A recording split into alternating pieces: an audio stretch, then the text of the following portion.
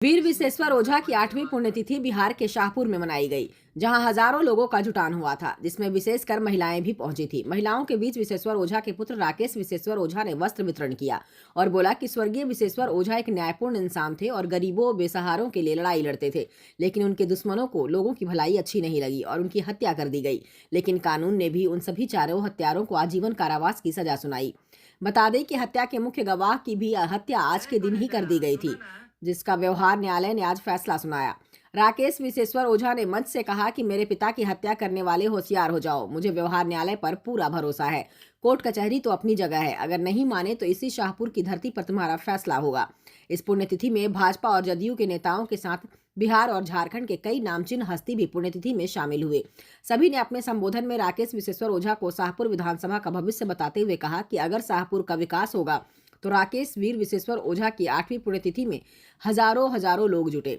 हजारों महिलाओं को राकेश विश्वेश्वर ओझा ने वस्त्र वितरण किया।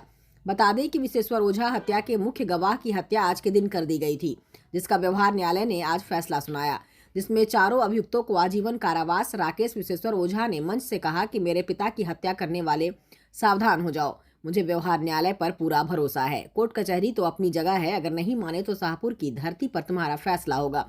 इस पुण्यतिथि में भाजपा और जदयू के नेताओं के साथ बिहार और झारखंड के कई नामचीन हस्ती ने शिरकत की। सभी ने अपने संबोधन में राकेश विश्वेश्वर ओझा को शाहपुर विधानसभा का भविष्य बताते हुए कहा कि अगर शाहपुर का विकास होगा तो राकेश विश्वेश्वर ओझा के नेतृत्व में ही संभव है। वहीं इस पुण्यतिथि में सैकड़ों लोगों ने रक्तदान जैसा महादान कर भोजपुर जिला के रेड क्रॉस इकाई को सैकड़ों यूनिट ब्लड डोनेट कर मदद की। भावुक वाला क्षण है। आज का दिन कोई खुशी का दिन है नहीं। आज का ऐसा दिन है जिस दिन मेरे ऊपर से मेरा छत उठ गया था। इस जो दुख है उसको हम शब्दों में वर्णन नहीं कर सकते हैं। आज हमारे पिताजी के केस में एक गवाह थे कमल किशोर मिश्रा जी।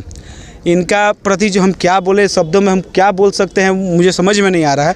इनका जो योगदान है, जो सगा होता है, जो अपना खून होता है, वो भी एक बार अपने लाइफ को रिस्क में डालने से पहले 100 बार सोचता है। लेकिन इन्होंने बिना अपने जीवन के परवाह किए बिना मेरे पिता के लिए कोर्ट में जाकर गवाही दिया और उसी का परिणाम था कि उन हत्यारों ने उनकी भी हत्या कर दी। लेकिन कोर्ट ने उन हत्यारों को उनके किए की सज़ा दी है। और मैं अपने स्तर पर कमल किशोर मिश्रा जी के परिवार के साथ जब तक जिंदा हूँ, जब तक मेरे अंदर रक्त का एक कतरा बचा रहेगा, मैं उनके परिवार के साथ हमेशा खड़ा रहूँगा। अपनी चिंता नहीं, लोगों की चिंता होती थी। हमारा क्षेत्र कैसे विकास करे, कैसे हमारे लोग आगे बढ़े। लगातार मैं जितना देर तक बात किया, बस उनके यही हमेशा बात होती थी कि कैसे हमें अपने क्षेत्र के लोगों को विकास